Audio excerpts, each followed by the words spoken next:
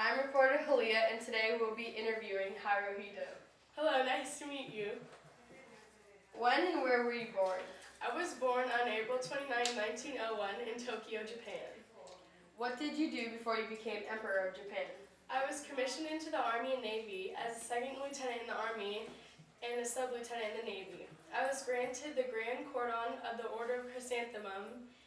I was then promoted to lieutenant and captain in 1916. When you arrived back in Japan, how was your welcoming? When I arrived in Japan, I was appointed to be the active ruler due to my father's death. How was your education as a child? As a child, I went to the Gakushin School, which was a peer school, and Crown Prince Institute, which conditioned me to become an emperor, and I was given the title of Crown Prince on November 2nd, 1916.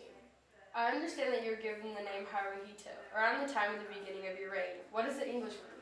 The meaning of Hirohito is abundant benevolence. Where did you attend school? I attended the YMCA of Gakushin Peer School from 1908 to 1914, and then a special institute for the Crown Prince from 1914 to 1921. 6 years after getting out of school, what did you do? In 1920, I was promoted to the rank of major in the Army and lieutenant commander of the Navy. A year later, I took a 6-month tour of Europe and became the first Japan prince to travel abroad. What happened after your return to Japan?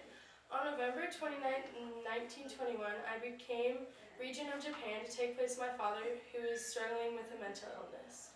What happened in December of 1921 during your regency? We signed the Four-Power Treaty on Insular Possessions, which stated that Japan, the United States, Britain, and France to recognize the status quo in the Pacific, and Japan and Britain agreed to terminate formally the Anglo-Japanese alliance. When did you take the throne as emperor? On December 25, 1926, I assumed the throne after my father's death. What was it like taking the throne in somewhat difficult times with the economy? Well, there was financial crisis and increasing military power within the government through both legal and extra-legal means. The Imperial Japanese Army and Imperial Japanese Navy had held veto power over the formation of cabinet since the 1900s. Between 1921 and 1944, there were no fewer than 64 incidents of political violence. I understand that you were almost assassinated. Can you tell us a little bit more about that? On January 9, 1932, a hand grenade nearly missed me, and it was thrown by Korean independence activist Lee Bong-chang. What started the war between Japan and China? Some of the army officers set up explosives on trail tracks owned by us, blew them up, and then blamed it on China, making it look like they did it. Shortly after, they invaded Manchuria and took control of it, but there was really nothing I could do, but I'm not upset about it either. What was your biggest concern at this time during the invasion of Manchuria? Honestly, I was most worried about an attack from the Soviet from the north because there's a huge possibility of it. Who are the ultra-nationalists, and what is your opinion on them? The ultra-nationalists are crazy and extreme nationalists, but I don't think they are a huge benefit to Japan because they are so over the top. What did the ultra-nationalists do? Without my consent, they condemned politicians for agreeing to Western demands to stop overseas expansion. They pointed out that our empire was too small and they wanted to do something about it. I understand that you have a family. Can you tell us a little bit more about them? I have a wife named Nakako Kuni, which she is now known as Empress Kojun, and she is my distant cousin. We have 2 sons and 4 daughters and 1 on the way.